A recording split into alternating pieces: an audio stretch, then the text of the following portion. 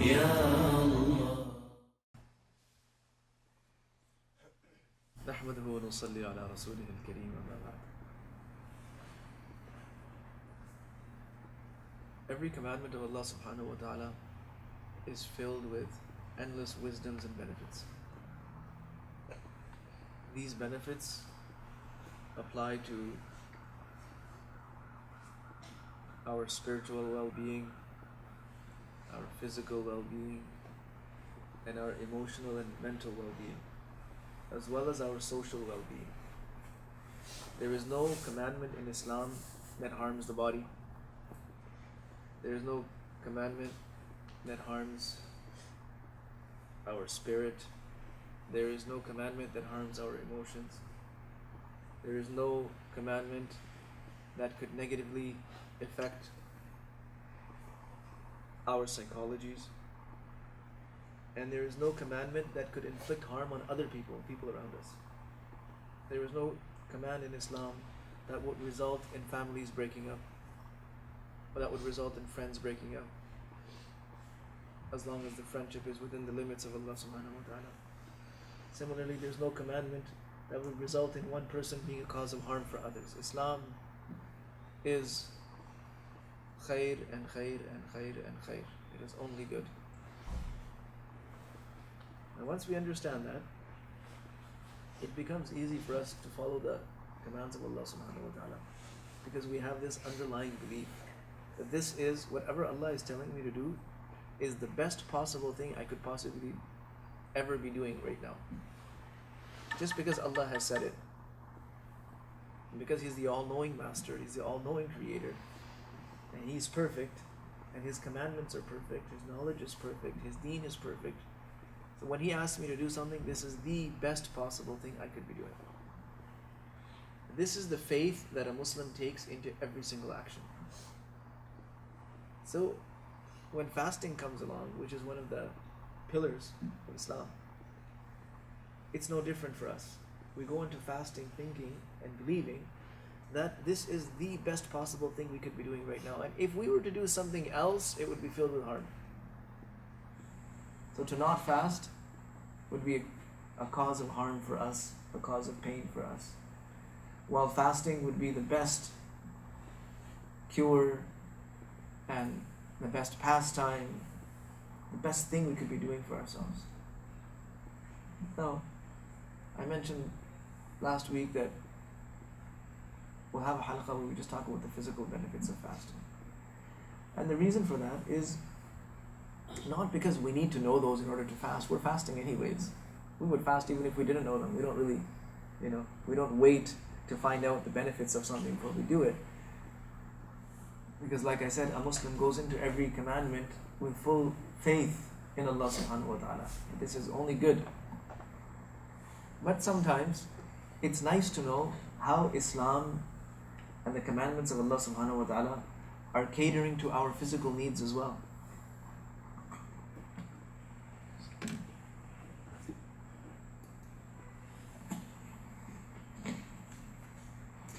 Just like today, scientists are discovering the spiritual and mental benefits of sujood, making sajda. That when you place this frontal part of your head down on the ground, what effect it has on your brain. That area of your brain where all your thinking and planning takes place, the frontal lobe, how it is put into a state of ease. It is so comforting. It's for that part of the brain. And then it enhances its ability to work. As opposed to the back part of the brain, where all of the fight or flight functions take place, the animalistic instincts take place, eating, sleeping, drinking, blah blah blah. All of that happens at the back, and all of the thinking and planning and all of the spiritual aspects of the brain are all connected to the front part. So when you put it down, it does this for you, it does that for you. I mean, how many Muslims know that? Almost nobody knows that. Nobody really cares. We make sujood because it is a command of Allah. And honestly, it's one of the most fulfilling things. You put your head down in front of the ultimate being. It's one of the most fulfilling things. It's one of the most powerful forms of devotion. So we do it. Let people find out later on. Let people discover it had that benefit, it had that. Let them. That's their job. It's not ours. When it comes to fasting, because fasting is a physical endeavor, so we should know that fasting is one of the best things for our body as well. If it is done properly, then it becomes a means of purifying the body as well as the soul. We know it's purifying the soul, we talked about it last week, but it's purifying the body as well. And people have known this for a long, long time. When I started studying medicine, the introductory courses have a lot to do with the history of medicine, the foundations of medicine, where it started. And in that, a lot of time is spent reading the writings and the philosophies, the medical philosophies of the ancient Greek physicians. The ancient Greek physicians, people like Hippocrates, and the old philosophers like Aristotle. And there's many of them. Galen. And we would read their theories and their approach to medicine. And their approach to medicine was quite different from the way medicine is practiced today. They treated the body with a great deal of respect. And one of the things that they would prescribe regularly was abstinence from certain things. Abstain from certain things. And fasting was something that they realized was one of the healthiest things for the body. Hadith tells us that the stomach is the worst vessel. The stomach is the worst vessel. You know why? Because it's filled with everything. We stuff everything in there. And it is the house of every disease, as the house of every sickness. And Hadith tells us that if you fast, your health will improve. It actually says that in Hadith. What exactly makes fasting healthy? You see, we spent a great portion of our lives, our year, you can say, eating. We eat either out of necessity or out of want. We eat either because we're hungry or we feel like having something. Now, in both cases, it's going to be one of two things. Either we are eating perfectly, and perfectly means we are putting exactly that substance that should go into our body in the amount that the body requires and not a single calorie more. Not a single milligram more. So we're eating exactly what we need to. And when I say eating what we need to, it's a whole chapter. It's an ocean of knowledge. Eating what you need to. Wow. The vitamins, the minerals, the food groups, and then eating foods that coincide with the season. Not all foods are healthy in all seasons. And then eating foods that coincide with your specific body type. Or to be even more specific, your blood type. There are foods that are assimilated by some people and they are not assimilated by other people. Not because you have an allergy to it, but just because your body isn't made, your DNA isn't made to break down that kind of food. So in this first case, when you're eating out of necessity or just wanting to, you're the perfect eater. You have it down to a fine art, to a science. This is what I need, this is the quantity I need it in, and you're giving that to your body. Not any more, not any less. But how many of these people actually exist in the world? Virtually none. There is no such thing as the perfect eater. It's just not feasible, it's not practical. And the second case is we eat what we have or what we feel like eating in the amount that we feel like eating. And that's 99.999% of mankind. We eat what we have, or what we have access to, in the amount that we feel like eating. We eat till we're full, or we eat till, okay, I feel like having this in this quantity, that in that quantity, that in that quantity. And mankind is generally concerned about their health. Some people don't care, they just eat everything and anything. But people, if they were told that, okay, such and such thing is going to cause you such and such sickness, they would be a little bit careful. But beyond that, this is our eating pattern. For those of us whose moms cook for us, we eat basically what they put on the table. Sometimes we request something and they'll make what we want, and that's it.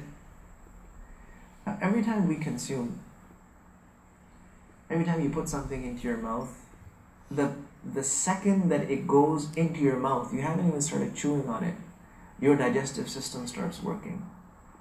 The digestive system starts with your saliva. It is the first set of enzymes that start breaking down the food. And then after that, your teeth. So your teeth are actually part of your digestive system. So as you chew the food, and the food gets exposed to more saliva, and the process of breaking it down, and then it goes down your esophagus. As it goes down to the esophagus, it's already being exposed to a different set of enzymes. And then it goes into your stomach. And there, different types of acids and different types of chemicals within the body start treating that food right away. And the body produces different types of acids and different types of enzymes to break down different types of foods. There are different types of enzymes that are used to break down, for example, meats. And there's another type of enzymes that's used to break down grains and simple sugars. And there's another type of enzyme that's used to break down, let's say, vegetables or fruits. Each one of these foods that we're having is also having, while it's being treated by the body, it's also having an effect on the body. Every food that you have, your body is having an effect on it, and it is having an effect on your body. What happens when you eat something really, really spicy? Doesn't your mouth burn? And then you feel it sometimes you get heartburn, you feel it in your chest. All it is just your heartburn is just another word for a lot of acidity in your esophagus. It's nothing to do with your heart, but it's a layman's term, heartburn. Then it goes into your stomach, it causes more acidity. And then, sometimes your stomach can handle it, and sometimes your stomach just can't. Sometimes you get a burning sensation in your stomach. And sometimes, you get indigestion, whatever. You eat something sweet, it has a different effect on your body. So every food is impacting us in a different way. There are some foods that cause a lot of acidity, and there are some foods that actually reduce acidity. They create an alkaline state in your body. And it sits for a certain number of hours in the stomach. It goes through, except for fruit, which only sits in the stomach for 1 hour. After that, it's gone. It's very quickly broken down because of the high level of fibers and because it contains so much water. And its makeup is so loose and it's so light, so the body breaks it down very quickly. Fruit does not stay in the stomach for more than an hour. That's most fruits, 90% of fruits. Anyways, it's gone, it's shipped off, and it goes into your intestines. Now, while the body is treating it, it's also trying to take stuff from it. It's trying to take nourishment from it. And there are many, many things that go into movement right away. So the stomach and all of its functions come into play. The large intestine comes into play. The small intestine comes into play. And there are many things that are just stored in the small intestine. And then from there, it's sent off to other parts of the body. The liver plays a huge role in digestion and assimilation of foods. The gallbladder plays a role. And for fluids, you know that your kidneys play a big role. Your brain is involved. All the blood cells in your body are involved. Your physical energy is involved. After a full meal, 65% of your entire body's energy is devoted to just breaking down that meal. 65%. That's a huge percentage. That's why it's normal after having a full meal. What do? You feel lazy as anything. You feel tired. You feel like you don't feel like doing anything. Oh, I'm stuffed. That's it. Crash.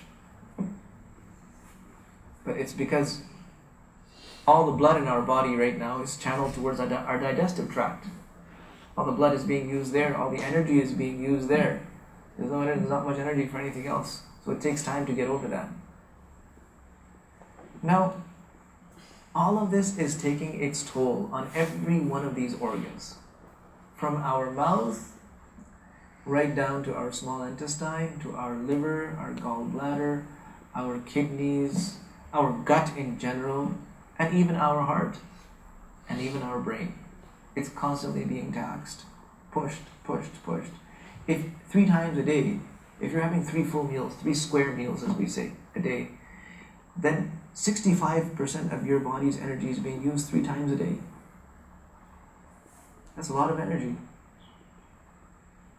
Now normally we eat to get energy. We eat so we can have strength, and yes, we do get strength from food. But look at how much energy was used to create that energy. You know, you talk about, nowadays you guys in school, you study a lot about, using resources efficiently, and sustainable energies, energy solutions, and sustainable development. And sustainable means, hey, wait a minute, what I'm getting out of it and what I'm putting into it, is the input justifying the output? Is the output justified by the input? I'm just pouring in tons and tons of stuff and getting a little bit out of it. So we're constantly using our body's energy just for one thing, and that's food. It takes a couple of hours to break down every meal. Okay? It takes a couple of hours. And those couple of hours we're using the bigger part of our body's energy. And we've done that 3 times a day. There goes our energy. When I say energy, I mean your mental energy as well. Over time, the organs get tired. That's one thing.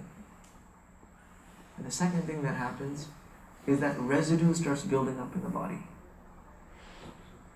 Residue.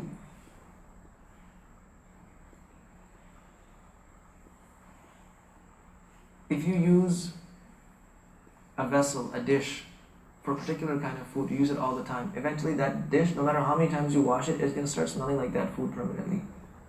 You use it all the time. Especially if you don't wash it properly. You use it and then you just rinse it with water, and then you use it again and you just rinse it with water. What's going to happen? It's going to start smelling, isn't it?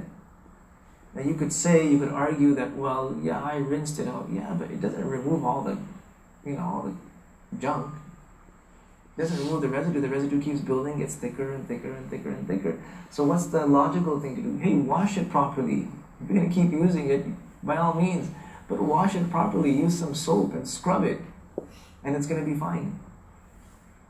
So we keep using our bodies and all of these organs, but we never really wash them. Now this residue is just a loose term. What we're talking about is toxins. All of the food that is unused, because most of us, if not all of us, are eating in such a way that leaves extra residue in our system. What happens with it? The body just can't use it. It goes to waste. There's a certain amount of waste. Now, Allah subhanahu wa ta'ala has equipped the body with some amazing waste removal systems. Okay, the obvious,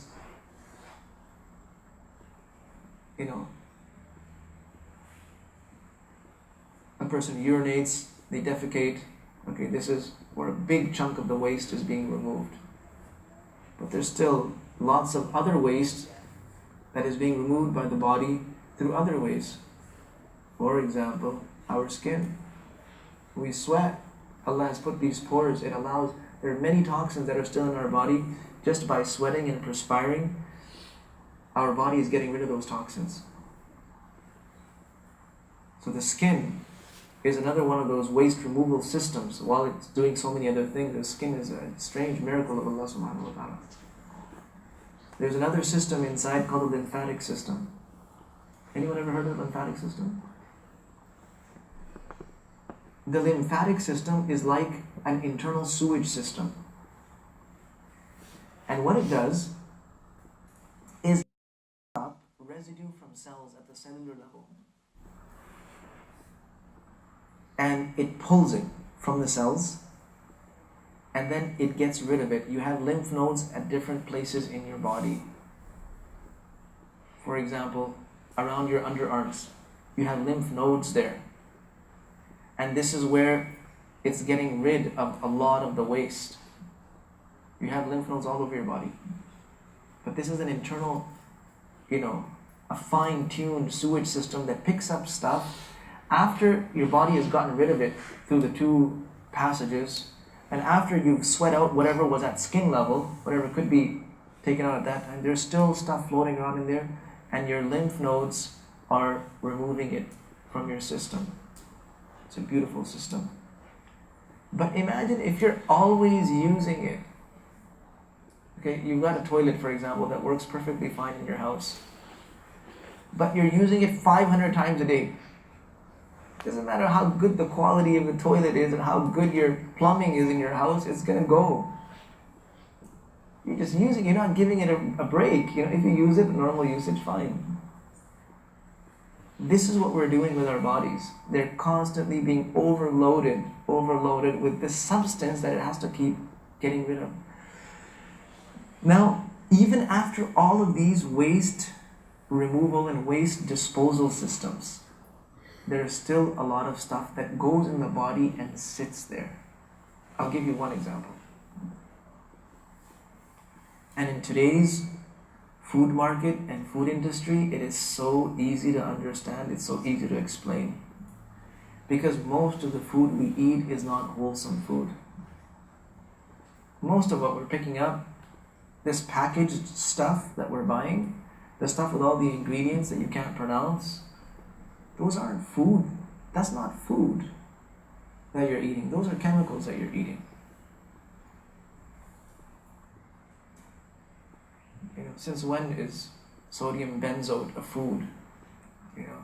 All of these long, codes and these long scientific names. Since when did human beings consume those things? We didn't. We created those chemicals because we created a need for fast, efficient food that has a long shelf life and can be prepared in a minimal amount of time and create a flavor that people like.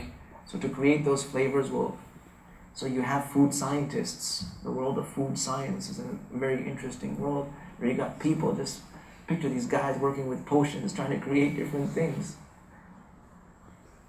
Whenever you say the flavor of something flavored, okay?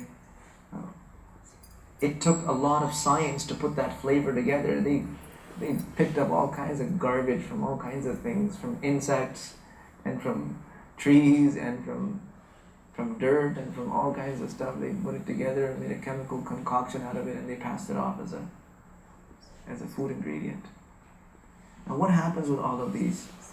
Forget about all the complicated ones. I'll give you the most simple one that exists in almost everything that we eat, and that is processed sugar.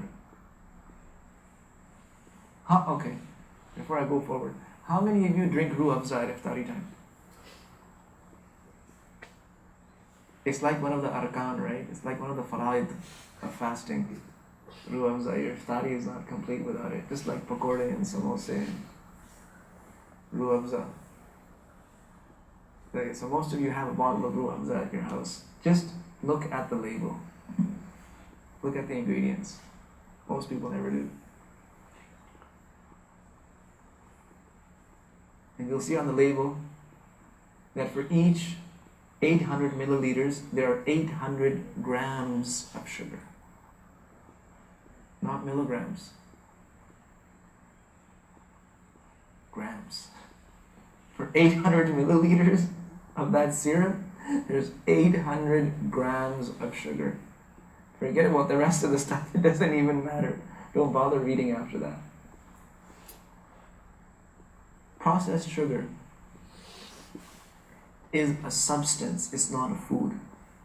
The body does not recognize it as a food because it's gone through so many things. Yes, the sugar you get from fruits, the body recognizes as a sugar. The sugar you get from other natural sources, the body recognizes as, yeah, it's fine. Eat a piece of sugar cane, there's lots of sugar in it. The body recognizes it because it's intact, it's in the form that Allah created it. But the moment you change something from the way Allah created it to another form, asking for trouble. Remember, every time mankind has done this, they've always created trouble for themselves. So processed sugar, the white stuff, the regular white sugar. And it, by the way, it doesn't matter if it's brown, it doesn't make it any healthier. The fact that it's brown just means it's not bleached. So, sugar, which is contained by so many foods, it goes into our system, feels good, it gives us that momentary rush, that momentary boost of energy. It goes in, goes to the stomach, all of that. Now the stomach is confused. The digestive doesn't know what I do with this crap. Where do I send it? It's not a food. I can't do anything with it. It was only good for that momentary sugar rush. Now what do I do with it? The stomach doesn't want to deal with it, passes it off. Large intestine says, I'm not interested. Small intestine is stuck with it. Everyone says, you take care of it. You're free. Rest of us are busy doing real work. So it sits in the small intestine. And when it sits in the small intestine, you know what happens to it? It rots. It putrefies. Literally rots. And after it rots, the small intestine eventually gets tired of holding it. It says, okay, get out of here. It sends it back into the bloodstream. So you have this rotten mass, this rotten material floating around in your bloodstream. This is what we refer to when we say toxins. It's the garbage, it's the junk, it's the rotten stuff that's no good.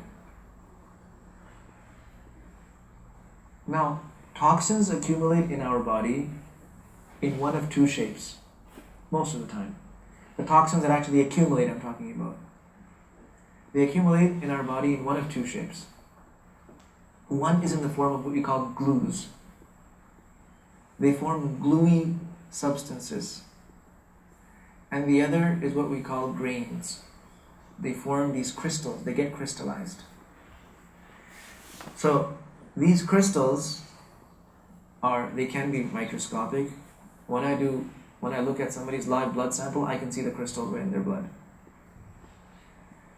Most of the glues accumulate in the respiratory tract. You know when somebody has a lot of phlegm? What's phlegm? It's that glue, it's those toxins built up in their system. And the lungs, while they're obviously our system of breathing, the lungs are also one of the waste removal systems of Allah subhanahu wa ta'ala. They try. When organs get fed up, then the stomach, the gut is not ready to handle it, it'll just shift it off over to the lungs and say, okay, you deal with it. And the lungs will try to accumulate it and try to expectorate it. Expectorate, when you're getting rid of phlegm, you're expectorating. So, this gluey stuff, it can accumulate in our lungs, it can accumulate in other places. And the grains and the crystals, they also accumulate in different places, like our kidneys and our joints. Well, they sit there in our joints, and the next thing you know, you have joint problems. It's waste. There's waste sitting in there. The problem is that we keep loading our bodies with more and more and more and more and more and more and more. And I could go on and on and on, tell you about the harms of sugar, processed sugar, but I won't. But you should read on it. Fungal infections, allergies,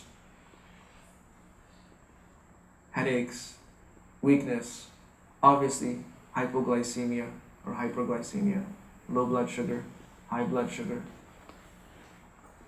processed sugars. One of the biggest causes and biggest roots of problems, of these kinds of problems that don't need to be there.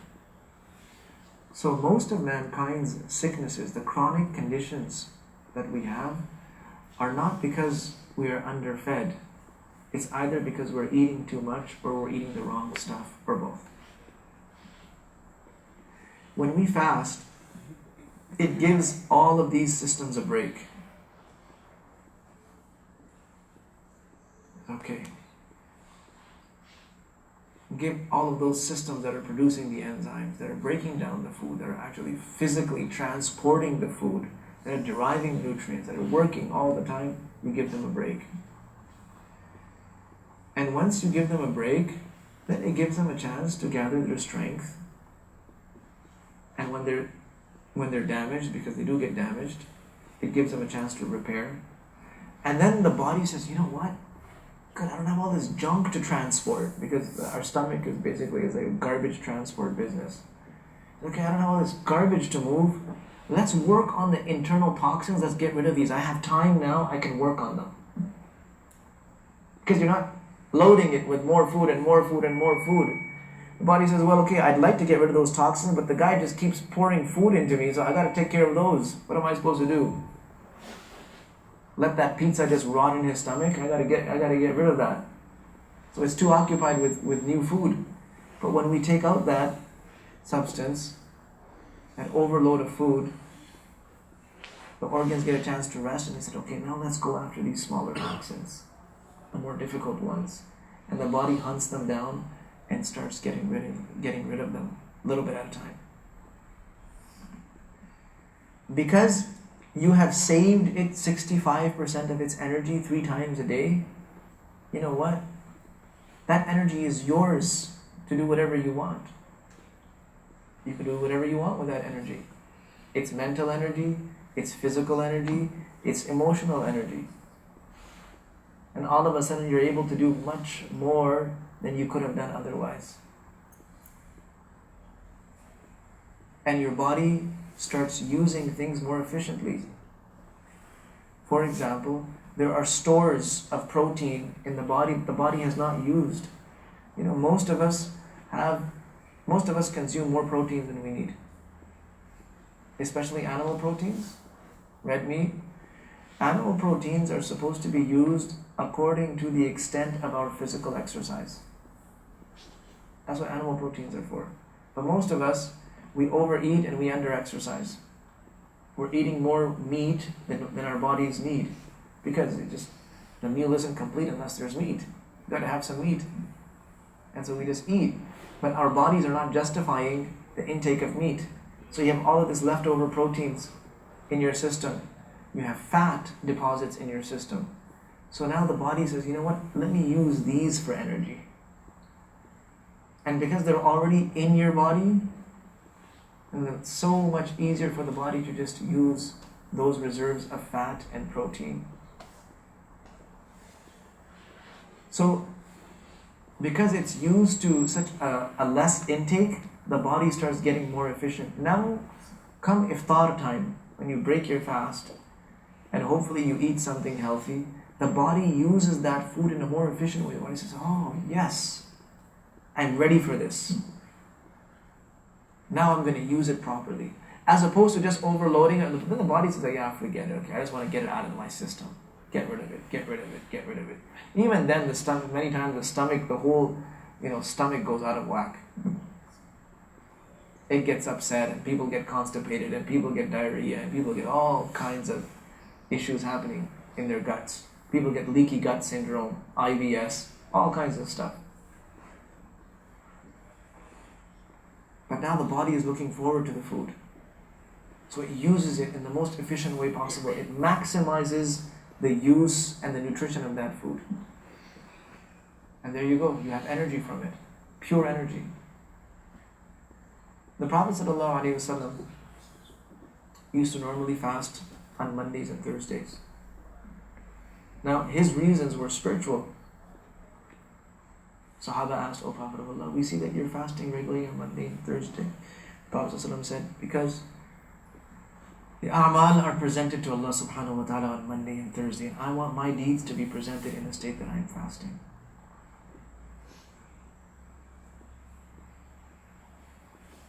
So I used to fast. But today, scientists are saying that if a person fasts once or twice every week, it is one of the most beneficial things in terms of regenerating the body that a person could do.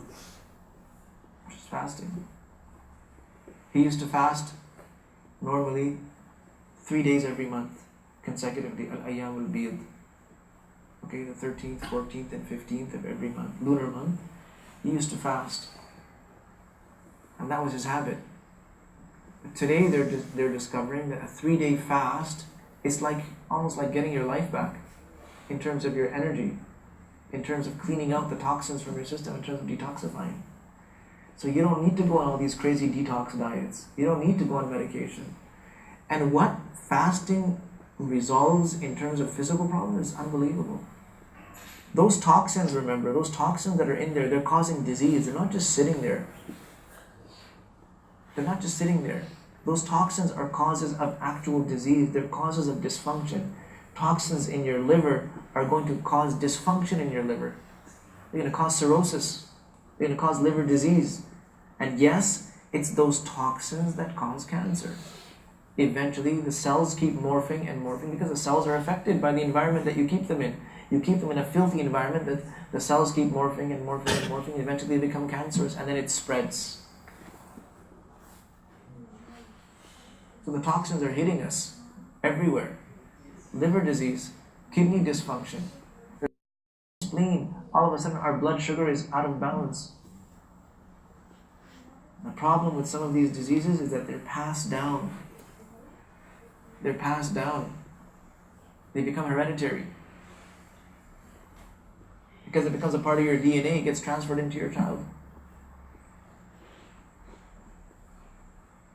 And if a person, for example, a mother who is expecting has all of these toxins, yes, they're going to pass through into the child. So the toxins, remember I talked about those toxins that are in the form of crystals, that's your diabetes. And that's your arthritis. And the hardening of tissue, what's called sclerosis, the hardening of tissue, the hardening of veins. Once you start fasting, your tissues start loosening up because the junk is getting out of there. People whose arteries are hardening, they start softening up because the junk is getting out of there. People whose arteries are blocked, the blockages are getting removed. It's just a natural process.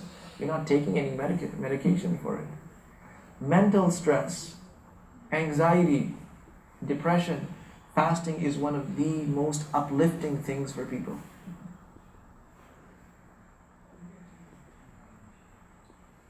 Changing negative attitudes into a positive attitude. You will see, all of you who are fasting consistently through this month, you will see a more positive outlook in your own mind by the end of this month. Things that annoy you and bug you so much are not going to be bugging you so much. You'll be like, yeah, okay, fine, what can I do about it? Let me try to do this with it, let me try to do that with it. Some of you are like always so annoyed by your siblings, right? You're going to start looking at them differently. Instead of just, getting annoyed and telling them off and slamming the door in their face, you will see by the end of Ramadan, you actually be dealing with them differently. Not because you're planning it, it's just going to happen. All those little annoying things, they're going to start seeming less and less and less and less annoying because your body and your mind starts looking at things differently.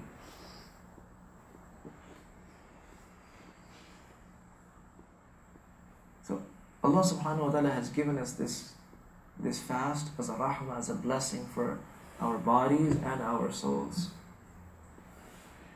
And the best thing we could do is fast in such a way that is best for our body and best for our soul. There are different ways of fasting. Remember, it's to purify our body, to have a healthier body, and to have a healthier soul. So let's talk a little bit about the healthier body part. A little bit more. Break your fast with healthy stuff. Nabi Sallallahu Alaihi Wasallam used to break his fast with what? Everyone knows. Dates and water. Now, the two things your body needs at the end of a long fast, you need some energy. You need some quick energy because you're feeling tired. And dates are an amazing source of quick energy. They have natural sugars. They have so many elements, so many vitamins in there. It just gives you a boost of energy right away. You'll feel it right away. And water, you need to be hydrated. Your blood cells need water. Your body needs water. Your brain needs water. So what a beautiful way, through the Sunnah of Nabi Sallallahu Alaihi Wasallam, we learn also what's best for our bodies at that time.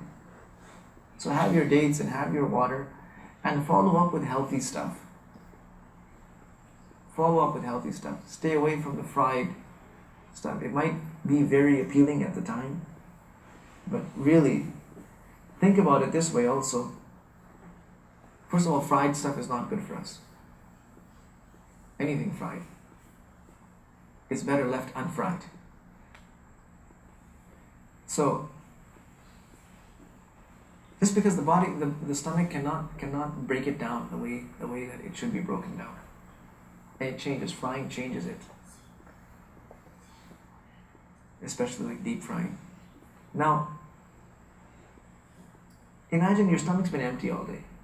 Okay, yes, inside you have this urge to pack it as fast as you can. But go easy on it. Start with lighter foods, like fruit. Okay, in a lot of houses they make chaat every day, which would be great if they didn't destroy it, annihilate it with all those spices. Such an injustice. You know, one day I was sitting with one Arab brother, and then they brought chaat. Like, he was already fed up with all our spicy food.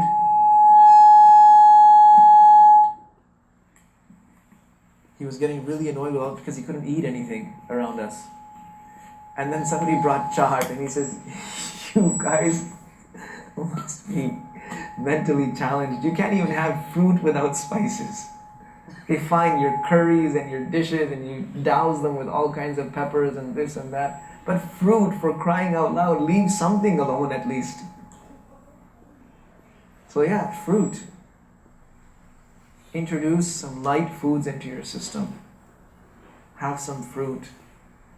And it's good, it's energy, it's nutritious, and it's preparing your body for another meal. After that, have something. If you can. You don't have to. But if you take all of a sudden this really, really heavy stuff and pack it into your system, your body's not prepared for it. And again, you know what's going to happen? You're going to feel exhausted. Because it's taxing the body. It's taking so much energy from the body to break it down. It's not ready for it. It was in a state of healing, remember? It was in a state of rest. And then it's getting this rude awakening with all this crazy food, heavy-duty food. So go easy on your bodies. You don't need to have really, really heavy foods. Yes, because the time nowadays between iftar and suhoor is so short, you need to have at least one solid meal in that time. And you eat whatever is in your homes. Eat healthy, eat nutritious. Drink lots of water. Between iftar and suhoor, you should have drunk at least 6 glasses of water. It's important. That water is going to help your body detoxify throughout the day. And that water is going to make it easy for the body to heal during the day. Make it easy for your cells to repair. So try to drink at least 6 glasses. This is what I recommend. It's not practical to ask for people to drink more because the time is too short. Have a good solid suhoor. Nabi Sallallahu Alaihi Wasallam says, "Tasahharu, fa inna fi as-sahuri barakah." Make sure you eat suhoor because there's barakah, and there's a lot of barakah in suhoor. And some people are tempted to just have that one meal and then crash and then wake up and pray Fajr, and it's last time. Try to resist the temptation to do that. Okay, I understand if you have to go to work and this is the only way, like you need a couple of 3-4 hours of sleep after Taraweeh and you have no other way of doing it, I understand. But try to delay your suhoor till before Fajr if you can. And then inshallah you're gonna give your body time to break down the food, you're gonna give time for your body to derive energy from it and all of that stuff. And stay away from junk food. Some people are inclined to eat a lot of garbage just because they've been fasting, so they feel okay, fine, I can indulge a little bit. So you go into chocolates and candies and desserts and and chips and fries and all of those kinds of things. Really, it's not a healthy fast. I'm just telling you, it's not so good for your body. So try to eat healthy in the month of Ramadan. Sometimes in the beginning of the fasting season, you feel weak. It's normal for that to happen because your body is initiating the detox process, the process of detoxification. So it's normal for the first few days of Ramadan, especially in these long fasts, to feel a little lightheaded, to feel tired, to get a little bit of a headache, or some people, everyone's body responds differently, to have your body aching a little bit, or to feel a little bit cold. That's normal. It's all normal, and you will see, usually within 3 days, that regulates, the body gets used to it, and then you go on. Don't overexert yourself. It's okay to do a little bit of exercise while you're fasting, but don't overexert yourself because it is the summer, the days are hot, you will get dehydrated, you don't want to hurt yourself. So be very careful with it. When we were kids, we didn't care, we just did it, whatever. I guess kids are a little bit more durable, resilient, but once you're into your teens and older, be a little bit careful because your body will use up the water very, very fast. Be careful. Some people, I know, I have friends who actually work out in the month of Ramadan, like actually lifting weights. They do a full workout every day before iftar, and they feel great. They enjoy their iftar. Everyone is different. I'm not going to tell you can or you can't, but don't, if you do something like that early in the day and then you're knocked out for the whole day, it's not worth it. And that also happens with some people. They'll go in the morning, some people will go for a jog, right? Now they've used up all the water, their mouths are dry, their head is hurting, they can't eat, they can't do anything. And then some people, they end up suffering from heat stroke and that kind of stuff also. And then they don't want to hydrate themselves. So just be careful. Be careful what you're doing. If you're exercising later on in the day, it's fine. One of the beauties of fasting is that in summer the days are long, in winter the days are short. And the beauty in that is that in the warm temperature, your body actually needs less food. And in the cold temperature, in the cold season, your body needs more food, primarily for the sake of heat, of generating heat.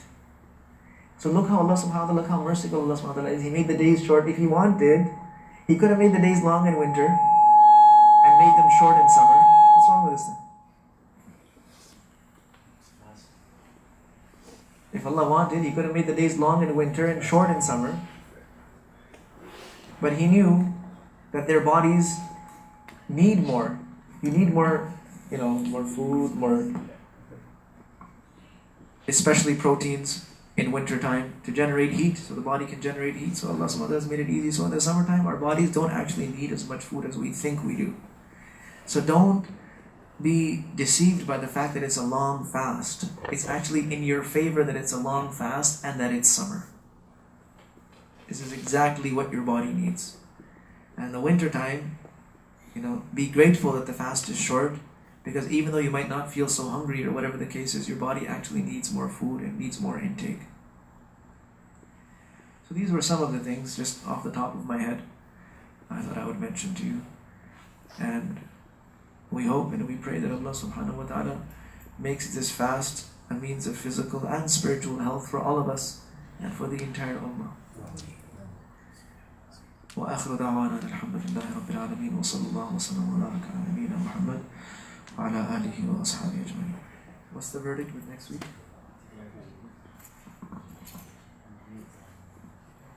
So we're going to have to cancel the halqa next week because they're having a big meeting here. having a special general meeting after Dhuhr, and they're going to be using the lights, and it's just not going to be it's not going to be any fun. We won't be able to manage it. So we'll skip this next Saturday, and then inshallah we'll continue from the Saturday after that. Alright, brothers. Lots of tilawat of Quran before you go. Lots of tilawat of Quran. Guard your gaze.